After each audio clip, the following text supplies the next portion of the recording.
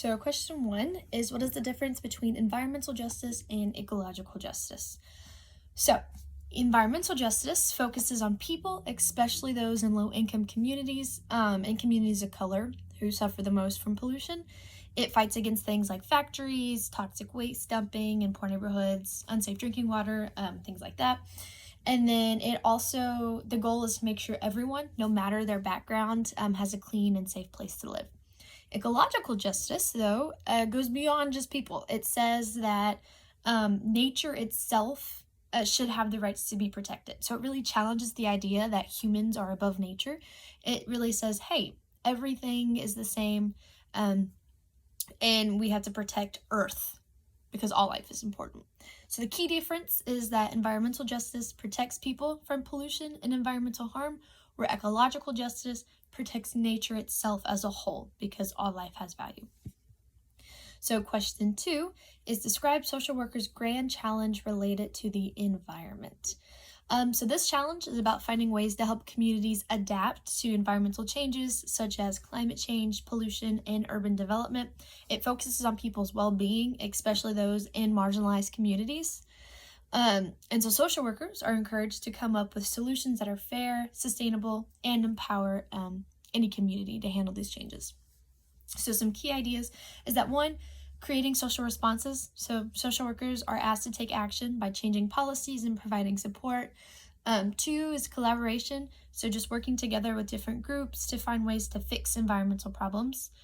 3, community involvement. So when you are working together, getting the people who are directly impacted by environmental issues to create these solutions. So it helps the community come together, use their knowledge to make a tailored plan for them. 4, building resilience. So helping individuals and communities become stronger and better able to handle environmental challenges.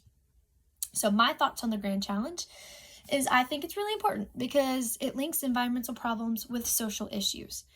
Social workers are being called to help solve both environmental problems and the social injustices that come with it. And the idea of involving communities is powerful because it lets people use their own knowledge, like I said before, to come up with a plan that works for them instead of someone just coming in from the outside and saying, hey, follow this is going to work. Question 3, what are the 3 pieces of information you learned on this topic? So the first one is environmental justice focuses on social inequality. So it's about ensuring that all people, especially marginalized communities, are treated fairly when it comes to environmental policies and protections. So historically, low income and communities of color often face greater exposure to pollution and hazardous stuff like that. And then 2, ecological justice includes nature's rights. So ecological justice goes beyond just protecting people. It argues that nature itself has inherent rights. So humans are not above nature. Every living thing deserves to be equal. That's what it's saying. And so it challenges this perspective. And this perspective suggests that we should protect ecosystems, not only for human benefit, but because they are valuable in their own right. And then the third is environmental justice can address climate change's social impacts. So the grand challenge for social work related to the environment calls for creating social responses to environmental issues like climate change. It recognizes that these environmental problems don't just affect the planet, but they deeply impact social inequality. So just focusing on communities and addressing environmental harm through collaborative efforts. So basically that everything is connected, especially when you get to an ecosystem, right? That the environment does have effects on different societal problems that are happening. So then question 4, how might environmental justice and or ecological justice impact the community that I selected for the assignment? So the first is environmental justice. I am focusing on the school community. So where I do my practical math, it's a alternative school, so I'm focusing on the community around that school. So if the community is low income or has people who are more vulnerable, they might be exposed to pollution, bad air quality, or unsafe water, or food deserts. So food deserts is also another environmental impact.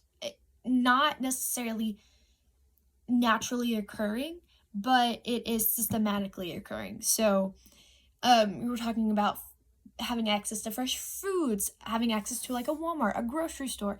If you don't have access to that and all you have access to is like a gas station where you don't have opportunities to get fresh, healthy food, that is an environmental impact, because it's yes, it's man-made, but it's also the environment that they're living in. So just making sure everyone, no matter their income, has a safe environment and a place to have equal access. Ecological justice is about protecting nature. So if my community is near parks, forests, or rivers, which it is sort of a naturey area, it could be, affected by development or pollution. And so, yeah, just protecting these areas and having parks for kids to go to and not just tearing them all down and making like warehouses and stuff like that. And then the third is impact on health and resilience. Both types of justice can help the community prepare for and even recover for problems that do happen. And it could just be making sure everyone has access to clean food and water. So having access to like a grocery store to get fresh produce. And having safe housing. So not only safe in like security feel, but also safe as in like the roof isn't going to collapse or there's holes in the ceiling or the windows are broken so cold air gets in. So just having a safe place to live. And green spaces, like I said. So having parks for kids to go to or just hang out, stuff like that. So if the community faces food shortages, which I am working towards, gearing, I guess you would say, my project toward, environmental justice might support local food programs, and ecological justice might push for sustainable farming so people can have fresh resources, stuff like that. And then the last question, question 5, reflecting in at least one resource, how might advocacy be relevant to this? So advocacy plays a crucial role in both environmental and ecological justice by giving voices to those who are marginalized and protecting nature's ecosystems. So one resource that I am choosing to talk about is the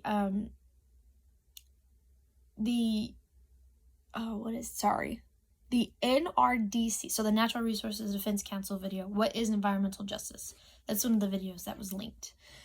So this video explains how low-income communities and communities of color are most often affected by environmental hazards like pollution, waste, climate change, and yet they have the least political power to fight against these issues, which I thought was really interesting to see that the communities who are most affected are the communities who have the least voice and the least say in what happens.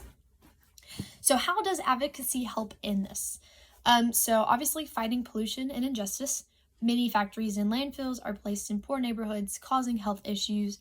Advocacy pushes for stronger laws to protect these communities is a really big thing. And then giving people a voice. Local activists can protest, use legal action to demand fair treatment and clean environments. 3, protecting nature. So advocacy also fights for wildlife, forests, and ecosystems, preventing harmful development. So really taking away those green spaces and putting industrial. So why does it matter for my work and for literally any other social worker's work? So for me personally, it focuses on the food insecurity and hygiene access, which anyone can benefit from advocacy by pushing for better community resources and environmental protections. And you can use this in any situation. So if you have a community who is lacking in any sort of resource, advocating for them and pushing for them to get better resources and have better environmental protections for those resources. And then if my school community faces pollution or unsafe water, advocacy can help demand healthier conditions, right? So if you have the whole neighborhood whose water system got, toxic waste built into it, just advocating, saying, hey, clean this out. They need fresh access to water. So in any community, you can apply that if there is pollution going on that affects a basic necessity for human life, then advocating and demanding healthier conditions than the ones that are not sustainable.